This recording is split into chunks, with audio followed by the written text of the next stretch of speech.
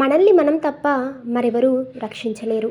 మన కోసం ఎవరు ఏం చేయలేరు, చేయాలని అనుకోరు. మన బాటలో మనం నడవాలి. మన ఆలోచనల ద్వారానే మనం రూపొందించుకుంటాము. మనం ఎలాంటి ఆలోచనలు చేస్తామో అలాంటి వ్యక్తిగా మారతాం.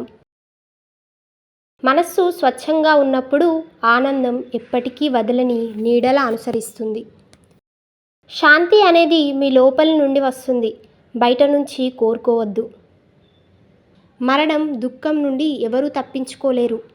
జీవితంలో సంతోషాన్ని మాత్రమే ఆశించేవారు నిరాశ చెందుతారు. మీ పని మీ ప్రపంచాన్ని కనుగొనటం మరియు మీ హృదయంతో దానికి మిమ్మల్ని మీరు అప్పగించుకోవటం. మీరు మరొక జీవితంలో దీపం వెలిగిస్తే అది మీ మార్గాన్ని కూడా ప్రకాశవంతం చేస్తుంది. ఒక స్త్రీ తన బాధను నీతో పంచుకుంటే దాని అర్థం ఆమె మిమ్మల్ని నమ్ముతుంది.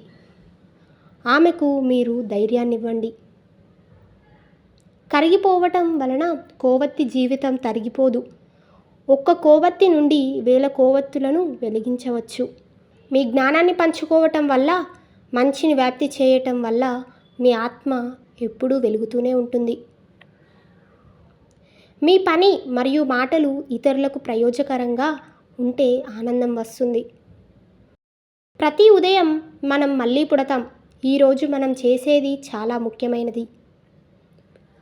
ఒక పువ్వు యొక్క అద్భుతాన్ని మనం స్పష్టంగా చూడగలిగితే మన జీవితం అంతా మారిపోతుంది.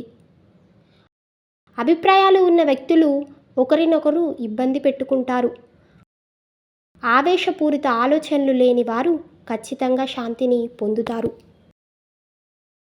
మీకు ఈ వీడియో నచ్చినట్లయితే లైక్ చేయండి, షేర్ చేయండి, అలాగే మా ఛానల్ను సబ్స్క్రైబ్ చేయండి.